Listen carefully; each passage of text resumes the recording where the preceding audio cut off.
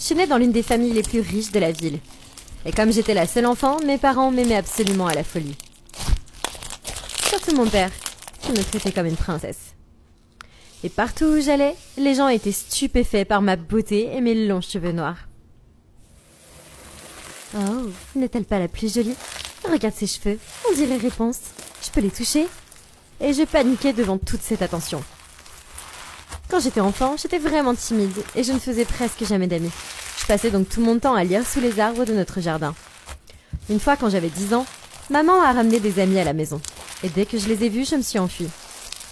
Mais soudain, j'ai trébuché et suis tombée par terre. Aouh!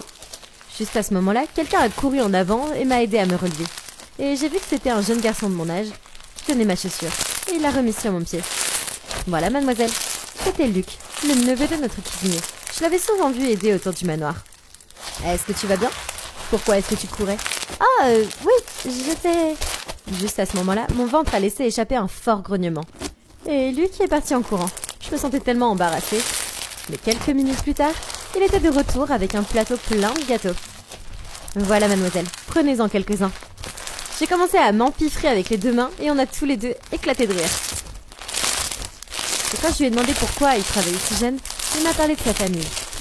Ils étaient des immigrants, et sa mère était veuve et il avait 3 jeunes sœurs à charge. Après ce jour, Luc et moi on a souvent traîné ensemble. On est devenus très proches. C'était tout simplement le plus gentil des garçons. Au fil des années, j'ai commencé à avoir des sentiments pour lui. Mais il m'a toujours traité comme une amie. Et je voulais surtout pas gâcher ça. Pour mon 16e anniversaire, papa m'a organisé une grande fête et a invité tous ses amis. Même si j'étais grande maintenant, j'étais toujours là, timide. Et ça a fait pire tous les garçons qui m'entouraient. Mais il y avait un gars que je ne voulais pas abandonner. Hardin. C'était le fils de l'associé de papa. Et un sportif super populaire à l'école.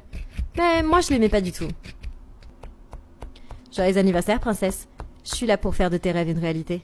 Je t'ai déjà dit de pas m'appeler comme ça, Hardin. Et qu'est-ce que tu sais de mes rêves? Eh bien, tu es comme n'importe quelle fille normale. Je sais que ton cœur hurle pour moi. Hardin. Oh, mon Hardin. Arrête de le combattre, bébé, et disons à tout le monde qu'on est ensemble. Ah! Je pense vraiment que je te mérite pas. Pourquoi tu n'invites pas les autres filles à sortir? Parce que t'es la seule qui soit aussi belle que moi, princesse.